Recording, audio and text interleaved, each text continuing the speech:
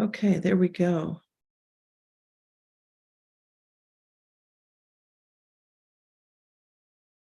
Okay, so welcome everyone. Good evening. Thank you for joining us. And my name is Judy Kitt. I'm the president of the Foundation for Mind Being Research, and it's my honor to welcome you. Thank you for joining us. If you're on Zoom and you want to ask Connie a question during her presentation, go ahead and type it in the chat, or you can type it in the Q&A, or you can raise your hand if you want to have a discussion. If you want to talk with Connie, I'll unmute you and you can ask your question directly. If you're on YouTube, go ahead and type your question in the chat there and someone will text it to me. So hopefully we get all the questions covered. And so I just want to let you know, for those of you who don't know, FMBR was started in 1980. So for 43 years, we were started by scientists and healers and artists who were interested in the nature of human consciousness.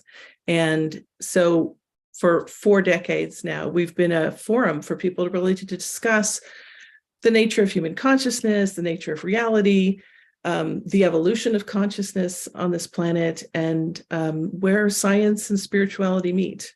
So I encourage you to check us out at fmbr.org. And we have a YouTube channel. It's FMBR TV on YouTube, and you can check and subscribe there. So we're really honored to have Connie Grauds back with us. She is a dear personal friend of mine, a teacher of mine, a very wise woman. She is a pharmacist by education, a natural medicine expert by training, and a healer by apprenticeship. Her inspired life and the inspiration of her many books has spanned 26 years of apprenticeship in the Amazon jungles of Peru with one of the last original indigenous Amazon jungle shamans. And so she is really just this wonderful combination of science and spirit and shamanism, and is here to talk about deep ecology as a spiritual practice. And boy, what the world needs that, doesn't it? So welcome, Connie. It's good to see you. Thank you so much, Judy. Are we being recorded now? Are we all set? Yeah. You know, I don't think I recorded. I don't see a record button. We're being recorded on YouTube, so Okay. Go ahead. Okay. This new modern technology meets. I know. Indeed. Hello, new friends. The other hand, old friends. Got it. New friends and old friends. My goodness, such a pleasure to be with you. Thank you, Judy. My goodness, I've known Judy and the founders, Jerry and Bill, for the past, what, 2 decades now? At least, yeah. At least. And so let's carry on with what's going on here today. It's just a pleasure to be here. Okay, let's see here. Eco-healing, deep ecology as a profound spiritual practice. Let's explore what that's all about.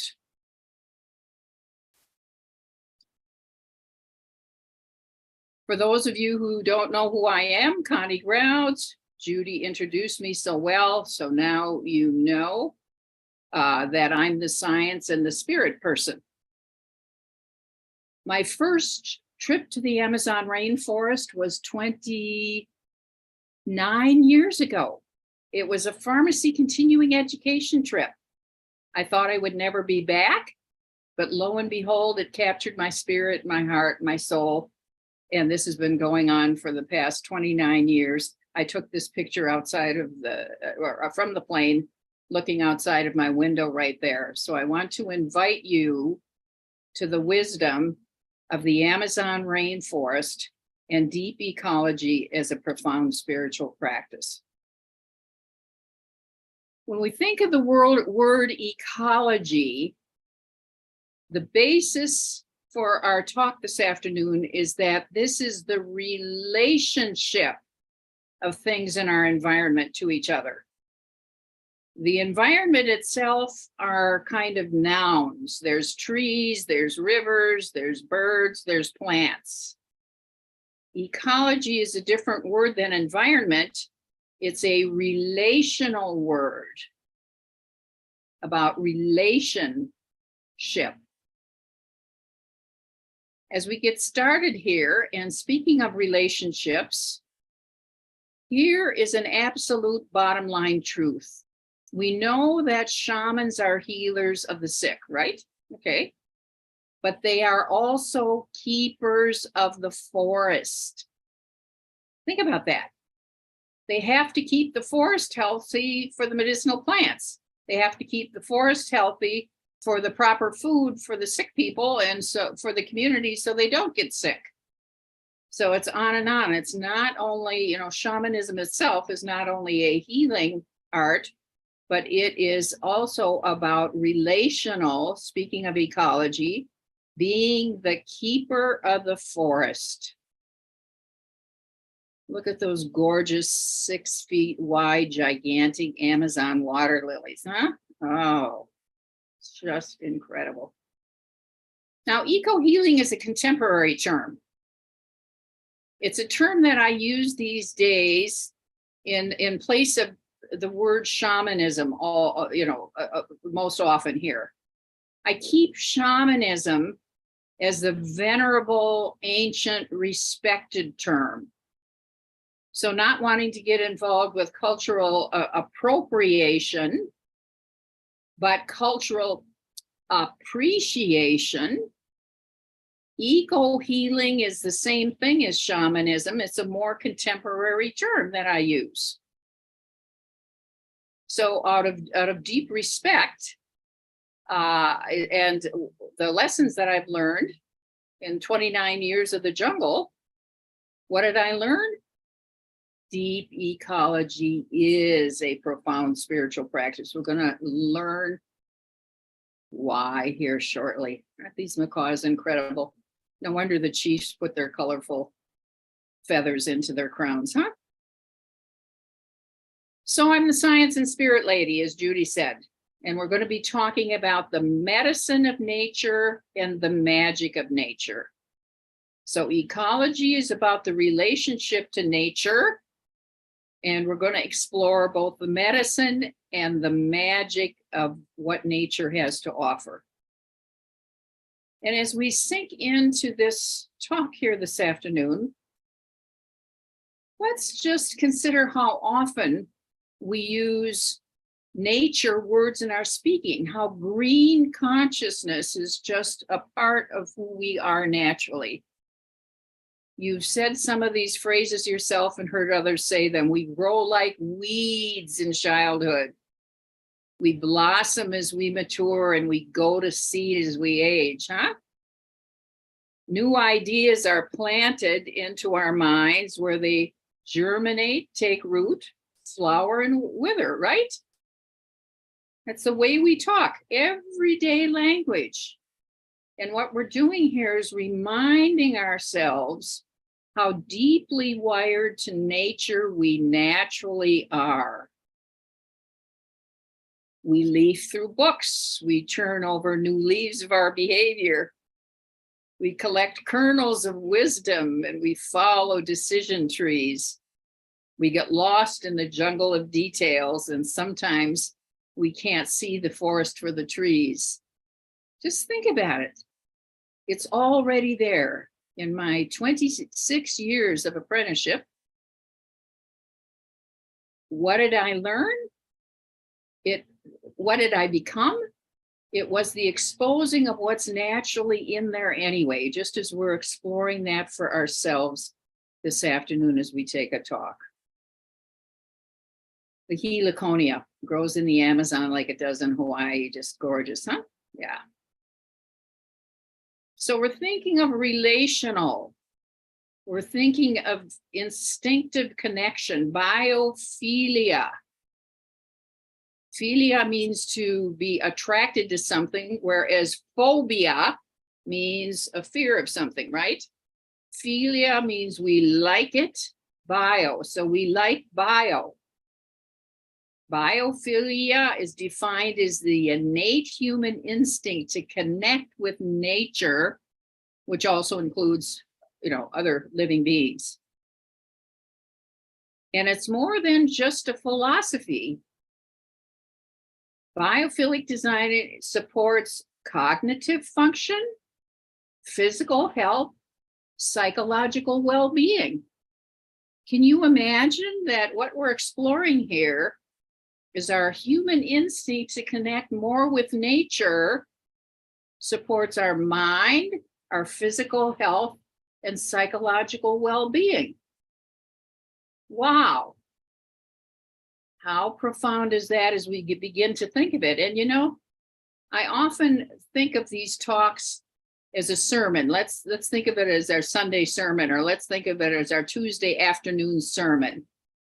These are things that this group already knows to be true, but we're re-exploring them together so we can deepen that relationship. We can deepen that relationship such as a Sunday sermon would do, to remind us of the importance of all of this, huh? We just even love looking at the pictures. That's how much we love nature. Huh? Ecological medicine. We just talked about how ecology and relationship to nature is what gives you better cognitive function, better health, so on and so forth. So why wouldn't it be a medicine, right? Why wouldn't nature be a medicine? And we can call it ecological medicine, healing in right relationship. Healing in right relationship. Improving health is inextricably linked to restoring ecological well-being. In other words, we already know that. In other words, we have clean rivers so that everybody can have access to clean water. We like to have clean air so that people's lungs are healthy, right? So the well-being of all of the ecology we live in, all of our environment, of course, is related to our human health. So the interconnectedness of all life is a fundamental biological truth. The reason we talk about it again and again is because so often our Western mind separates us. Humans are above nature. Humans control nature. So the idea of ecological medicine is in essence eco-healing, isn't it? We want to keep our nature clean so we stay healthy, right? So that relationship is innate. We want to do it. We gladly do it. And it's a reminder how it is part of our natural just instinct, but it also is good for our health as well. We take a little bit of a look of history. I've been a pharmacist for way too long, my goodness. Way back when I went to pharmacy school, it was only about allopathic medicine. That is to say, body parts. You go into the doc for a cough, he or she focuses on the lungs, right? Nothing else. Okay, you have something going on in your heart, we just look at the heart, nothing else. Your knee, we just look at the knee, nothing else. Our brain, same thing.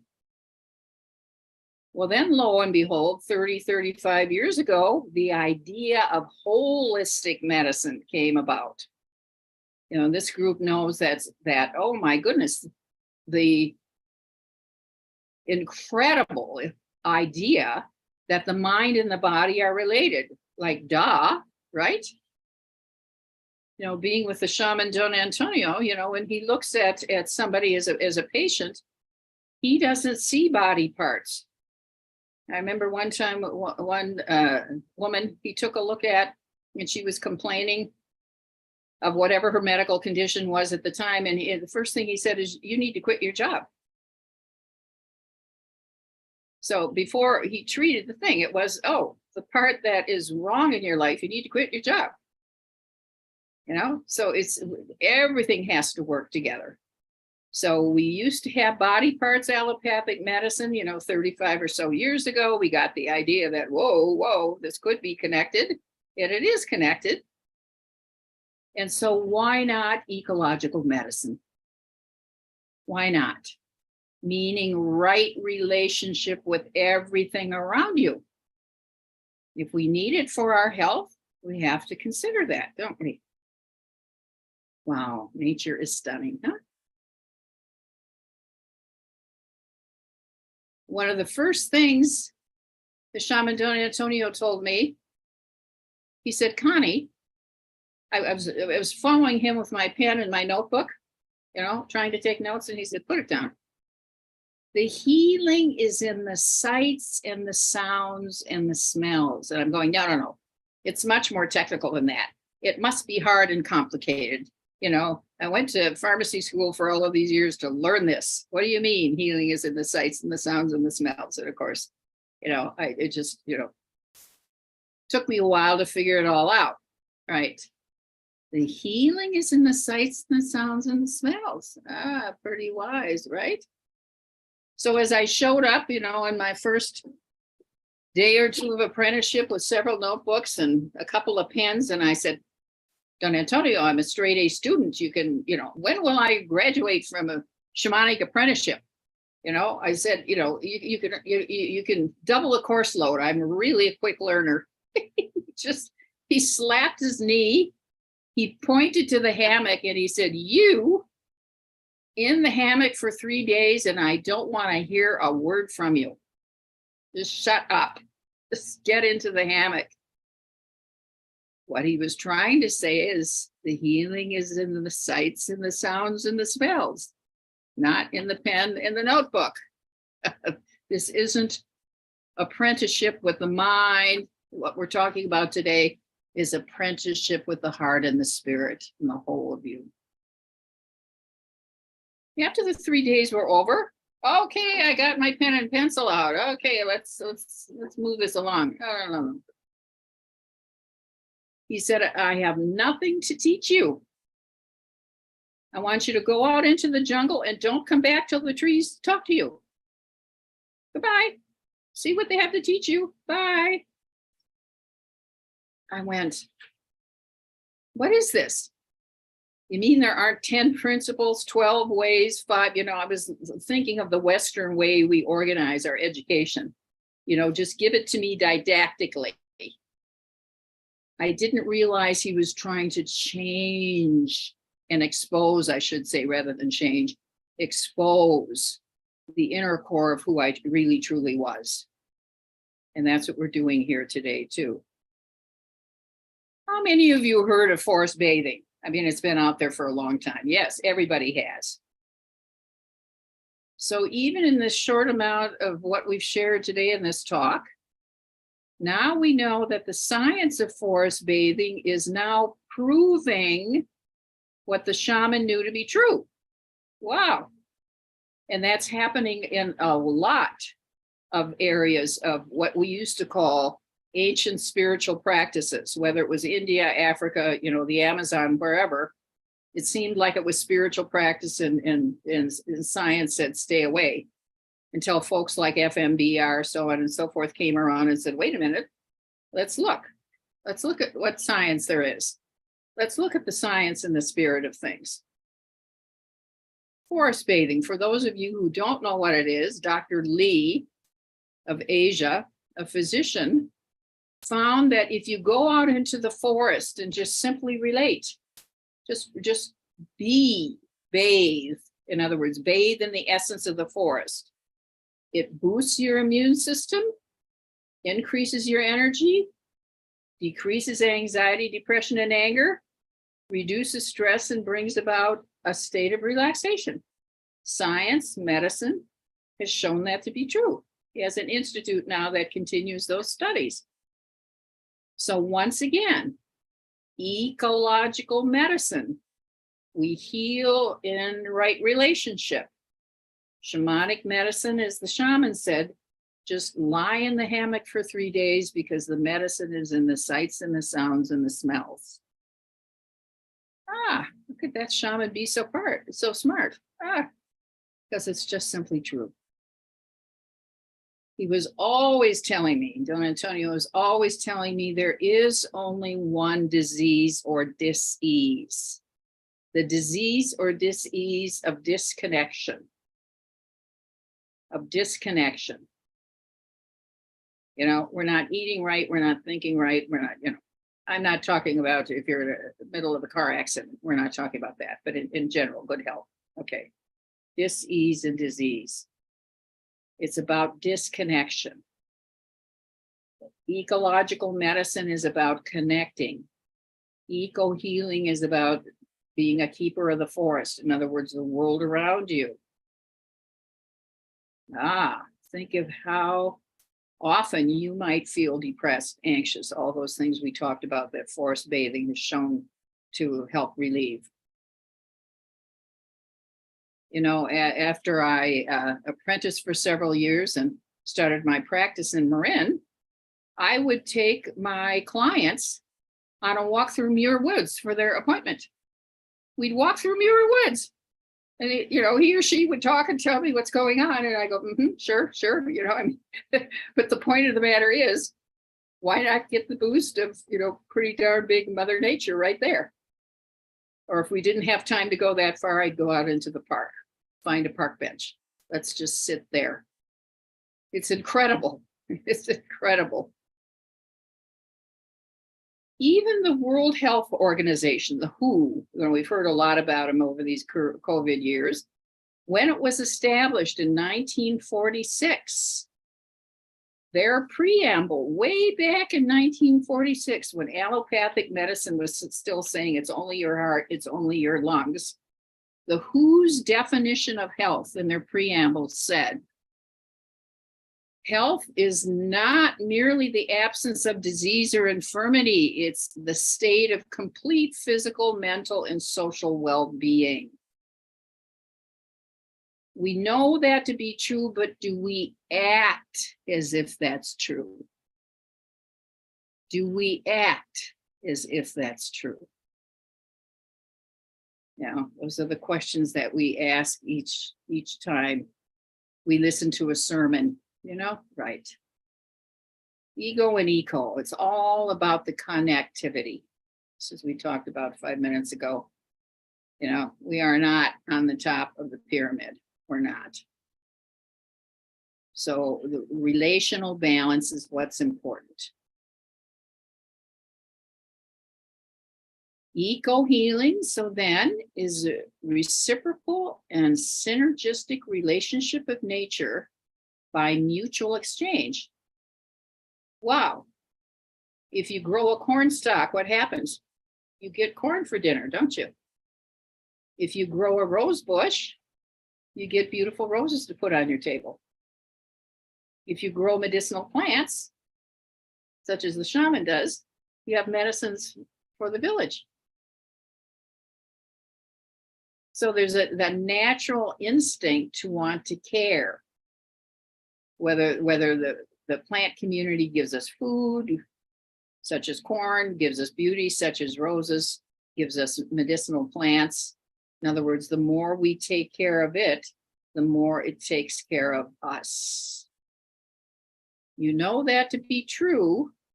And what we're trying to do is raise here our consciousness about it, so that when you're weeding your rose garden, you really understand and for a moment appreciate with gratitude the relationship. I take care of you and you make my life beautiful.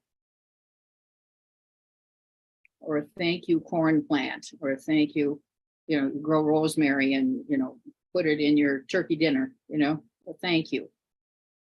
So this is asking you today to begin to reciprocate. Give some thanks and gratitude. We know it here. This group already knows this. But are you practicing? Are you consciously aware of your environment around you? So one of the original slides here, we said shamans were healers of the sick and keepers of the forest. But eco-healers, to just substitute a more modern term for shaman, are healers of the sick. They can be. In other words, if you want to hang out a shingle and, be a healer one-on-one with somebody with an infirmity. And eco healers are keepers of the forest. Keepers of the forest. It's interesting. When we go for a ride in our car, sometimes we're with family or friends, we're going down the road and we see, oh my goodness, there's a deer. Look at that deer in the forest there. Isn't that amazing? Do we ever say, oh, look at that big patch of rosemary. Isn't that amazing? Oh my gosh. Look, we just turned the corner, and can you imagine? I know that we must see 500 pine trees. It would be amazing if you saw 500 wild turkeys. You'd comment on it, wouldn't you? But we don't steer our car around the corner and go, wow, 500 pine trees, 500 sequoias, 500, yeah. So what we're trying to do is raise our consciousness with all of nature. And especially here today, you can tell there's a bit of a focus on the plant kingdom, because I think we just have a tendency to just, oh, it's there. It's green, gives us food, gives us beauty, so what? I mean, some of you are gardeners are into it, way more than all of that, but I'm just talking in general here. So the idea, as we deepen our relationship knowingly with our mind, body, heart, and spirit, with thanks, gratitude, we are becoming the medicine the world needs, aren't we? What a profound statement to think about yourself. Become the medicine the world needs, because you become more aware. Well, you think of it, the shamans, such as Antonio, he was saying, stay in the hammock for 3 days and then go out into the forest and don't come back till the trees talk to you. They're the ones that are going to teach you, not me. I have nothing to teach you. Nothing. No 6 principles, 10 ways, 14 must do's. No. So the point of the matter is that the teachers and the awareness and what he was trying to do and did over the years is open my sensitivity. Where do you think shamans from all over the world get their healing powers? From a pill in a bottle? No. Where do they get them from? From everything around. Everything around a deeper relationship. Connie, over these 26 years, will take you repeatedly into deeper relationship. We often take a workshop on, animal spirits and animal totems. We should have a workshop on plant spirits and plant totems, right? Yeah, it's the same thing. And that's in essence is what the apprenticeship was about, and deepening that until the relationship is one-on-one and it's reciprocal. It always is, but healing on that level. So what did the 26 years of shamanic apprenticeship, really teach me? Of course, it was nature. I show you this picture of a hand here. I'm just going to hold my hand because you could see me. About year number 3 of my apprenticeship, Antonio took me, the shaman, and took me deeper into the forest, and he sat me on a tree stump and he said, Connie, this is not working. I was horrified. Me, a pharmacist who always puts 100 pills in a bottle, does everything right, everything my mom always said, whatever my teacher said to do, everything you told me to do, Antonio, I've done. And he held out his hand just like that, bent at the elbow and his fingers. He said, you're looking here. You're looking at me with the notebooks and following some simple, dietary and life practice. You think that's the apprenticeship. He said, I'm trying to show you the sky, the birds, the stars, the universe. That's where the energy is. And it was such a shock to me to realize that I had to take the elevator up, you know? I had to expand my consciousness. And that's what we're thinking about here today. How to expand your awareness and consciousness of all that's around you, whether they are your pets or the deer in the forest or the plants. How about your house plants? Or what you grow outside your back door, or the trees that you walk by when you take your morning walk, huh? Do you ever just look to them and thank them? You know, the plant kingdom gives us wood to build our buildings, our homes. You know, it gives us medicinal plants. It gives us food. Why wouldn't we begin to recognize it even more deeply? Now, I said deep ecology is an ultimate spiritual practice. What is spirituality? Any kind of spirituality, you know, like I said, whether it's Indian or African or whatever, is seeking a meaningful connection to something greater than yourself, right? So you get out of the me. It's all about me. What can the rose do for me? What can the corn cob do for me? You know, I'm growing this tree in my backyard because I need shade. Okay. So if we add a spiritual component to ecology and outdoors, it's asking that we make a more meaningful connection to that tree or all of the trees, to that piece of corn or all the food that feeds us,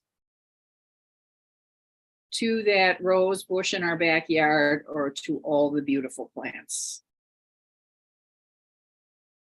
So it's about deepening your awareness, gratitude, appreciation, and from time to time, you know, we often talk to our plants, or we talk about the crazy old lady down the street who talks to her rose bushes.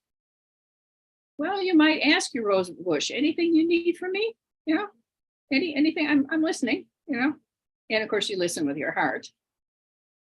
And, you know, so there's something else. And when you walk through the trees, you know, in your backyard or your daily walk, whatever that is, just throw it out there. Anything you need from me. You may get an answer now. You may get an answer, you know, in a year. It's a lot like friends. Hey, when we meet up as friends over a cup of coffee, how are you? Then the question comes back, how are you? I'm fine. Oh, or I'm going through this right now. Tell me. Oh, you know, I'm having trouble here with my job. The tree might say, I need more water, right? In other words, we're having this conversation. We're talking mostly about plants, but it also relates to animals. All of them are insects. All of nature around you, the water. Yeah. So start that dialogue. Just start asking, you know, and then you deepen friendship. Have you ever noticed there's some friends you just meet once and you just say, hi, pleased to meet you. You never, you know, run into them again. It's just the way life is. But then there are friends that you really want to get to know. So you get bold enough to say, you know, would you come on a cup of coffee with me someday? You know, with me to get a cuppa somewhere? Yeah, how about doing that to, you know, just getting to know some plants and trees in your backyard or whatever appeals to you at the time, or the brook that's running down your neighborhood. What do you need? How are you? Well, we call it the babbling brook. It must have something to say, right? And maybe it won't have anything to say right away, but like friends. Well, should we meet for another cup of coffee again? Oh, okay, I would like that. And then it deepens. Then you become part of somebody's life, a trusted friend. Same with the tree, the plant, in your house, in your backyard, whatever it is, the animals. the squirrels, whatever. And then, of course, some relationships with people get so intimate they end up getting married, right? Or moving in together or whatever. In other words, forming a life together. That's what happens in deep shamanism. The spirits of the plants and the animals get so deep that it's a lifelong marriage.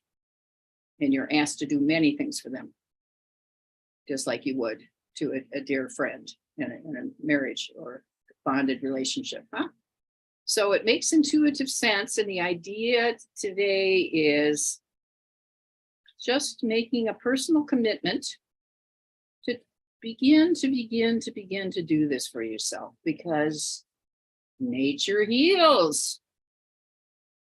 What's the big secret? It's free, folks.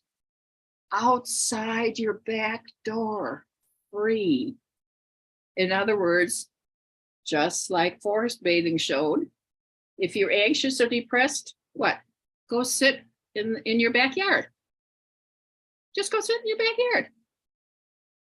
Go sit in your backyard. Yeah. In other words, well-being builds your immune system. You feel better. You can take a walk, certainly, but sometimes you don't have the time. Just sit in your backyard. I'm asking everyone here to make a commitment to nature, to be outside for 10 minutes a day if you can. Just sit, like the shaman said to me, just be there. We'll just make it short to begin with, 10 minutes. While you're not weeding, you're not doing anything, you're just not being in that busy mind, you just sit there. Or if you have more time, take your walk and just open. Just open. Just deepen. I'm just here to absorb you and be part of you. Yeah. It's free. Medicine is free outside your back door. Sometimes we need stronger medicines, such as medicinal plants, or sometimes Western pharmaceuticals. Western medicine has certainly saved my life. But the point of the matter is, if we just start at what's in the back door, free. That's what the, I think sometimes if a workshop cost $2,500 and you had to write a paper for it, you'd think it was more serious than sitting outside your back door and it being free, wouldn't you? Come on. Yeah. Yeah. And how to, I was continually amazed. How does this shaman, Antonio, who doesn't read or write, when he passed away, he was 86-ish years old. Yeah, how does he know this stuff? He didn't take the workshop. He doesn't have a library of 500 books where he can page through and get the answer, or I just took this workshop or just heard the speaker. No, it's all these same things we're talking about right here. This is exactly what it's all about. A profound spiritual practice where just going out your back door opens your heart and you want to laugh and weep and cry. It's that beautiful. Isn't it that beautiful when you're with a dear friend or your spouse or your mate or whatever?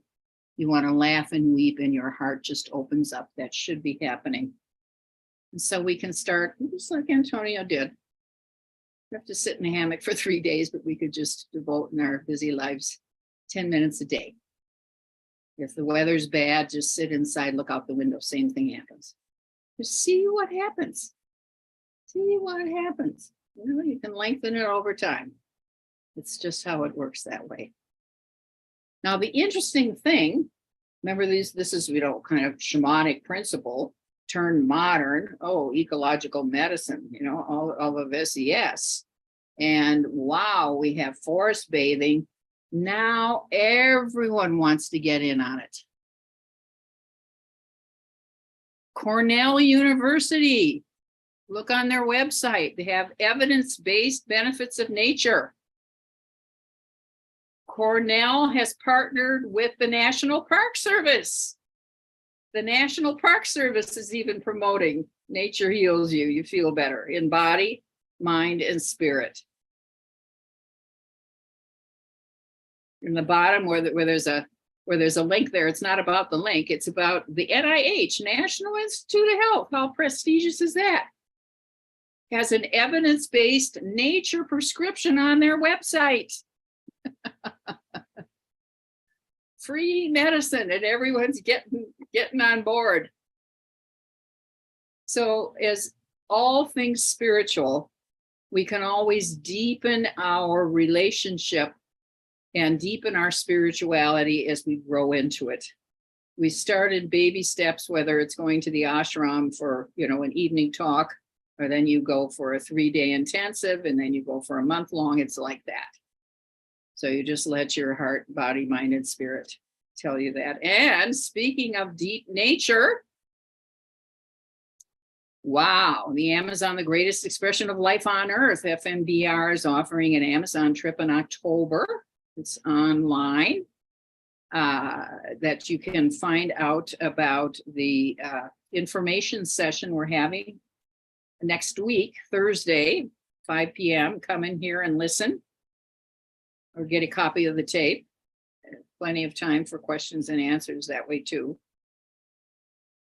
But just simply going there, our activity, we'll talk more about that in the information session, but the point is, wow, deep ecology is a profound spiritual experience. That's the Amazon. Just if you even just sat by the river and didn't do a darn thing, it's just that way. It's big energy. It's big energy. And for this tough lady who was stuck in her mind, it took a long time to peel away all of that good stuff. And I've written other books. Some of you know that, or see me online, and eco healing Zoom classes and all that sort of stuff to keep you enthused, to keep you on track, to deepen your spirituality. And so I just welcome you to the practice of deep ecology as a profound spiritual practice. You do it at your own pace, join others, whatever it is that you need to do to open your heart to tears, to joy, to laughter, to that intimate relationship that is the nature all around us. We could only feel it even more sensitively and deeply. The sun's setting over the Amazon here. It must be time for chat questions, and raise your hand. And Judy, I'm going to turn it over to you. Did you want me to stop the share now, or? Yeah, let's do that. And if people have, okay, they can ask them. I wanted to ask you about. I know you lead trips to the Amazon with like pharmacy students or nurses students who are doing their continuing education or something like that. And I'm wondering how people respond. These are students who are deep in the left brain, like you need to be, right, when you're a student. Good question.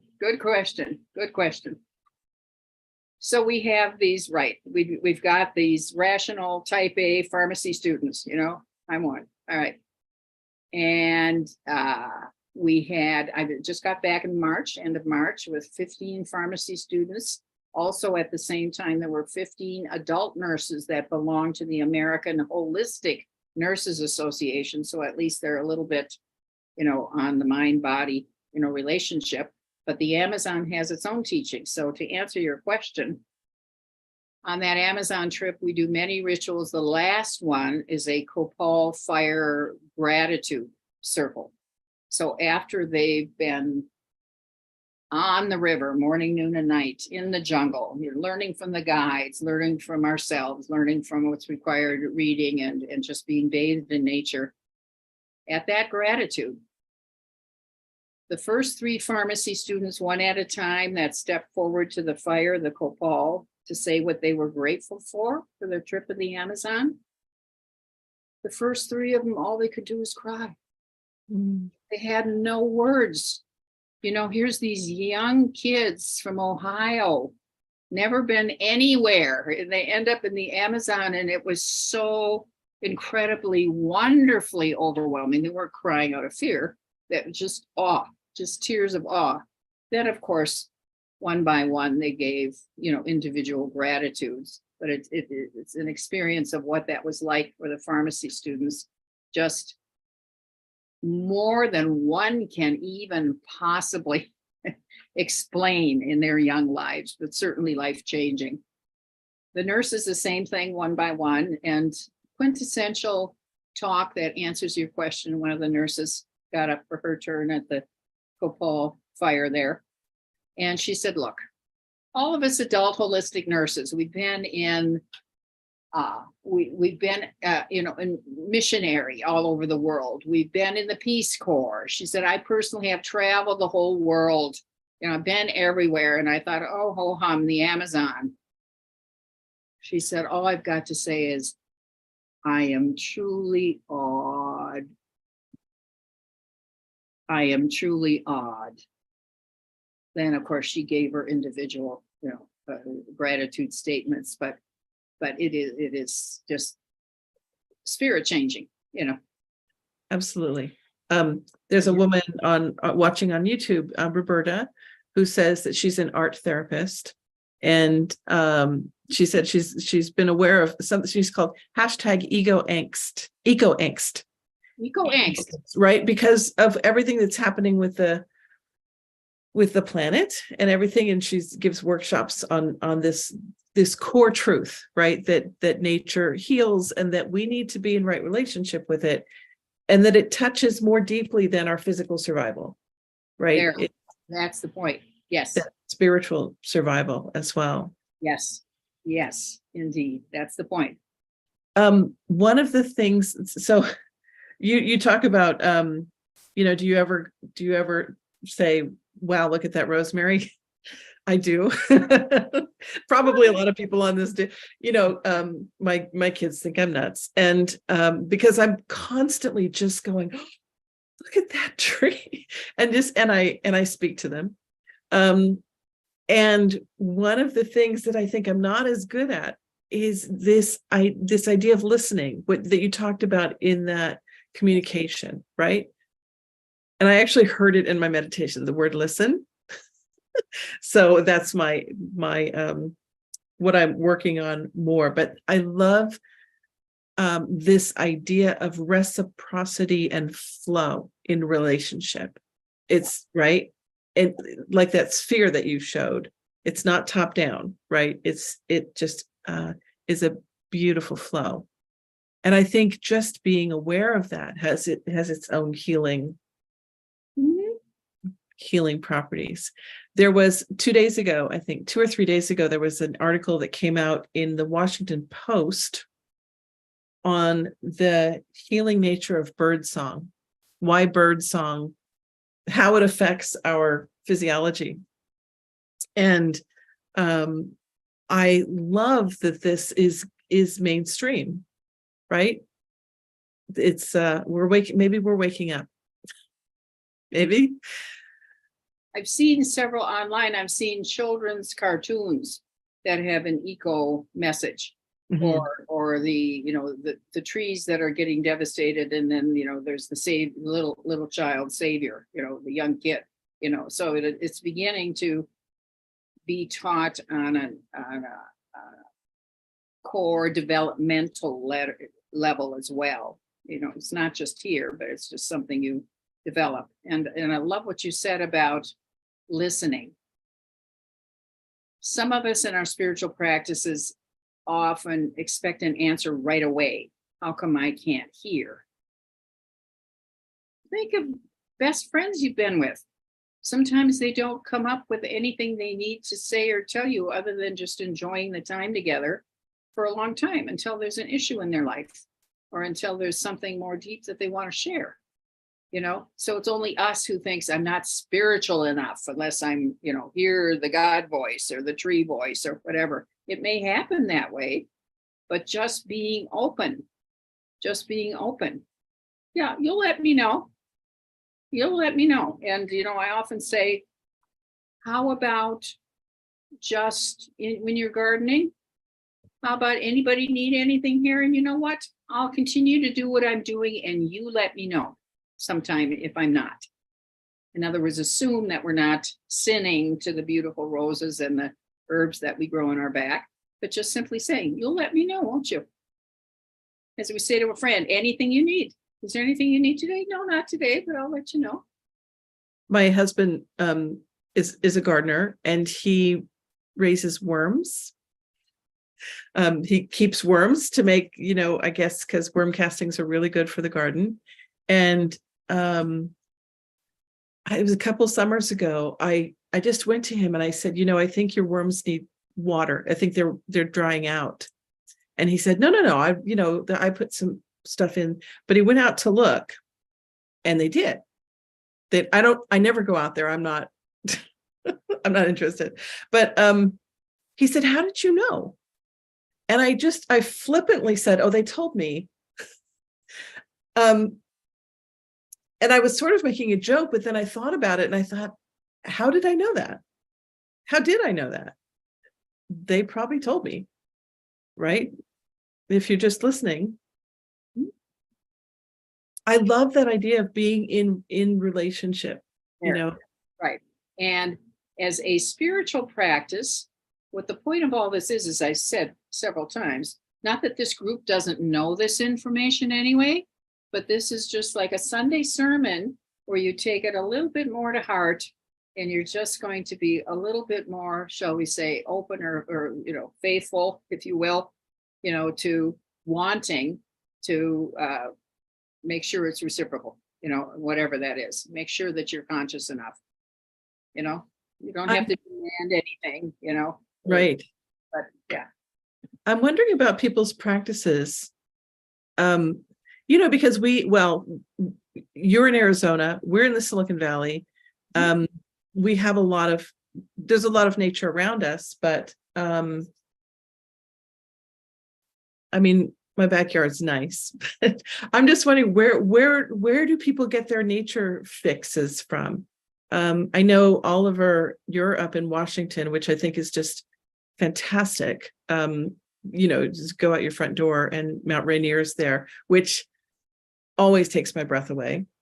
And so if people want to put in the chat, like, do you go out? Do you make it a point to go out and stand on the ground with your bare feet? That concept of earthing, kind of decharging, and you were talking about the kids and how a lot of the educational stuff for the kids is really coming through, and the kids are so open. I used to take my kids out to the forest, and I used to tell them to listen to the streams and listen to the like they're talking, and they did. Now that they're grown, they're kind of it'll come back, but they're in a different space. It will. That's the whole point. They're in a very academic space right now. Any spiritual practice needs to be, whatever it is that you do, of course, it's 24/7, 365. It's not just about Sunday sermon, as we said. It's about taking that with you, and then seeing if you can remember from time to time during the week, or a little bit more than you did last week. That's all. Yeah. So are there any questions? People are being very quiet. Maybe they're just staring at their trees. And once again, certainly if you've got Mount Rainier or the Amazon or whatever, but it's out everyone's back door, whatever you've got there. Yes, certainly there are times when we have the experience, to go to Sedona or something, but the point is, it's there.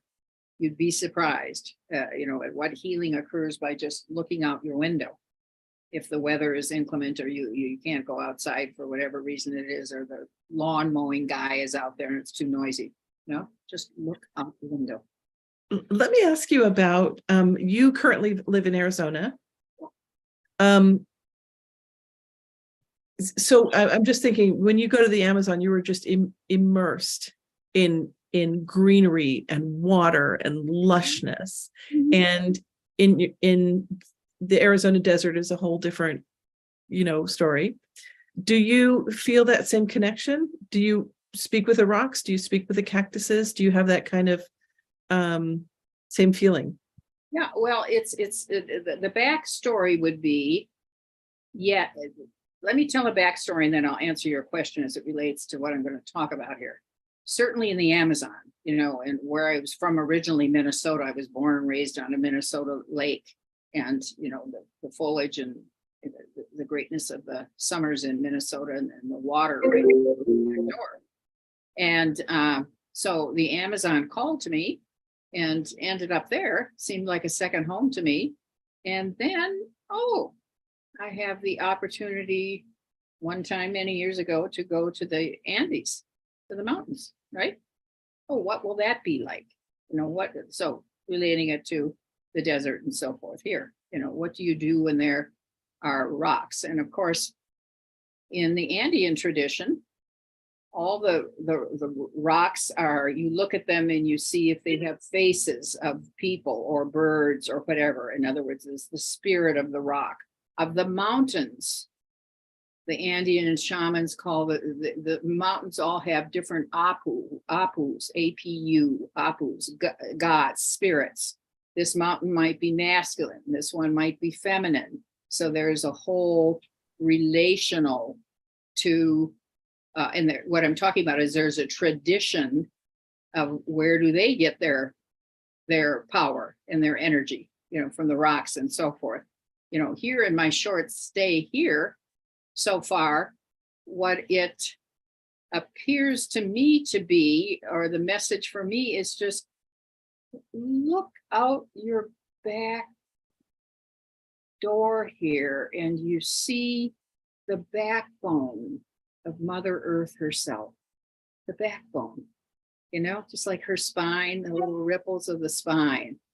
So it's beginning to take on that kind of a view for me. To what extent, I don't know, or if it will deepen or whatever, but the point is, some people are drawn to a certain spiritual practice and not others. Some people are drawn to the Andes, some people to the Amazon. But it probably made more sense now that I look back on it as a pharmacist, that I would end up for 29 years in the Amazon, where medicinal plants come from, even for big pharma. I mean, it makes historical sense. I didn't know it at the time. I took a continuing ed trip thinking I would never be back. But how that happened was the professors that came for this pharmacist continuing ed about the medicinal plants in the rainforest. And of course, we had 5 or 6 professors talking about either the medicinal plants or the reptiles or the birds or whatever that was. But I was just smitten by the nature. I could hear those profs back home anytime. It was like that, it's just, oh. And then the second to the last day there, we're eating lunch, there's a group of 90 of us, in the cafeteria there in the jungle lodge. And the group leader said, a shaman is going to be here over lunch for about 5 minutes between the tables, and he's just going to explain a little bit about shamanism. And this was, like I said, 29 years ago, and I'm originally from Minnesota, not California. So I thought, shaman, what is that? How do you spell that? I just didn't know. I was thinking big pharma, medicinal plants. So anyway, he got between the rows with his garb and blowing his tobacco smoke and singing his songs. And I said, oh, circus sideshow. Okay, fine, okay. He says, well, if anyone would like a personal blessing, tonight, come to my hut after dinner at 8 o'clock, right down at the end of the path there, come at 8 o'clock.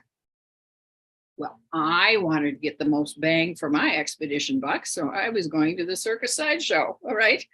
So I stood in line and was ever so disrespectful and loud and talking to everybody in front and back of me.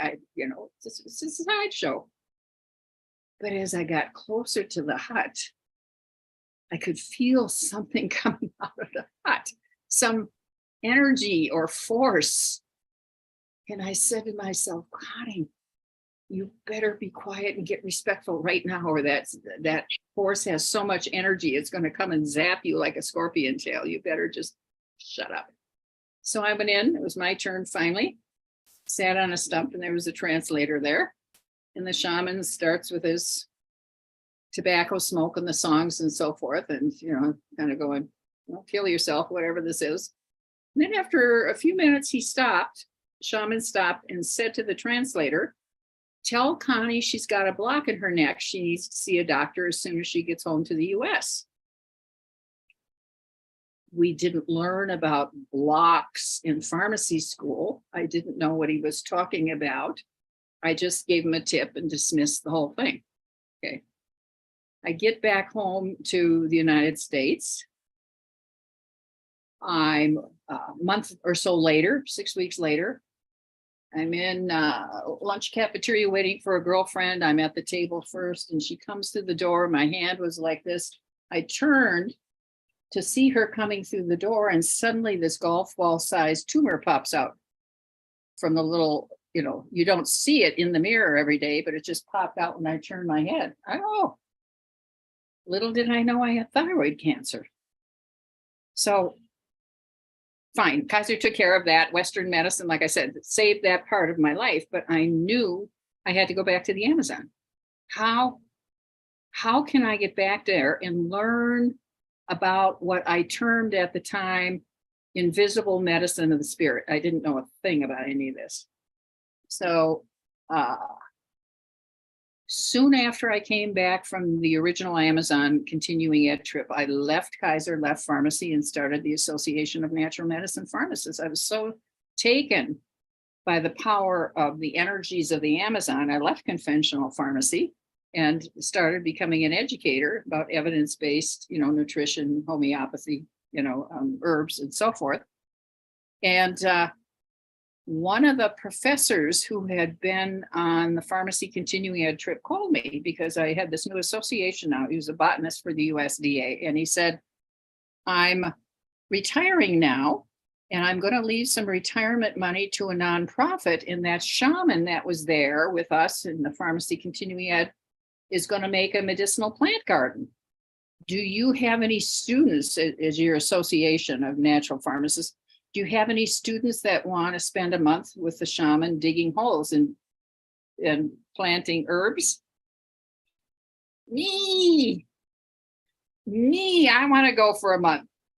So that's what got me back to the Amazon for a month with the same shaman 24/7 to try to figure out what this invisible medicine of the spirit was, or how did he do that? How did he know that? Herbs, I understood, medicinal plants. They have active ingredients. They're a lot like, pharmaceuticals. But that's what got me back to the Amazon and how I got back there for the, I didn't know I was going back to apprentice. I didn't. I just give me the answer. How do you know that? There was one friend of mine, a GI doc from Malibu who came with me to the Amazon once. And we no more than got into the town of Iquitos, and Antonio the shaman meets us there, and he looks the doctor up and down, doesn't know who she is. And he says to her, "You've got a kidney infection. You should see a doctor." She said, "I am a doctor." So as these things were happening, I was just more and more curious about this invisible medicine. I didn't know how to put it. But I kind of entered the world of shamanism, eco healing, whatever you want to call it, through the back door. Kind of back, it wasn't my intent. But how was I going to learn about that unless I apprenticed? How are you going to become a doctor unless you, for example, in the United States, unless you're willing to go through 8 or 10 years of medical school? So how do I do that? And in essence, what I was saying in the talk here today is it was just the peeling away of what I thought I knew, getting the head out of the way so that you can be expanded and right there.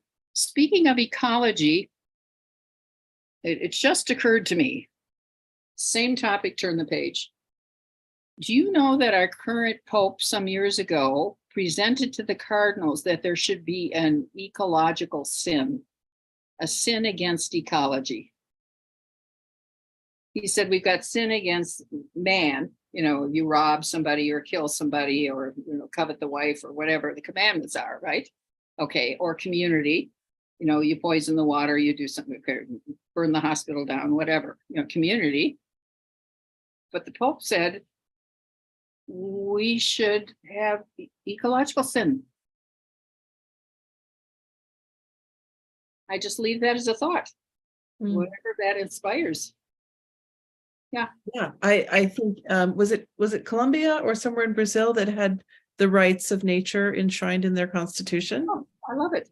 I mean, it's fantastic. Things are changing. Yes, they are. That's the whole point. Things are changing. Oliver wants to know if your excursions to the Amazon include facilitated ayahuasca experiences. No, they don't, but come to the talk that we're going to have next week and I'll explain all about that. So that now's not the time to answer Amazon questions, but thank you for that. We'll see you next week.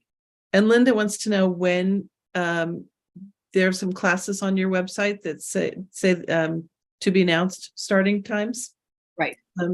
So what's been happening is I just got back from the Amazon end March, and I've noticed that all of a sudden we had Mother's Day, Memorial Day, and it was really tough to get people over the summer. Now that COVID's over, everyone's out and traveling and so forth.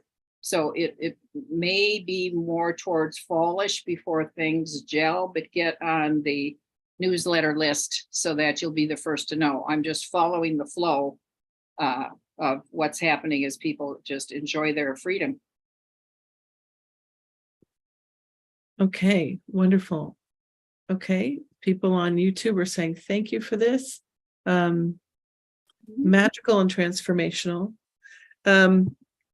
Yeah, so if there's no more questions, I am going to say thank you everyone for joining us.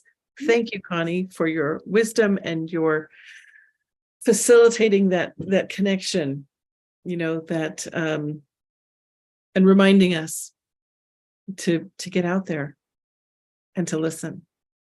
My pleasure. Thank you, everyone. Have a really wonderful evening.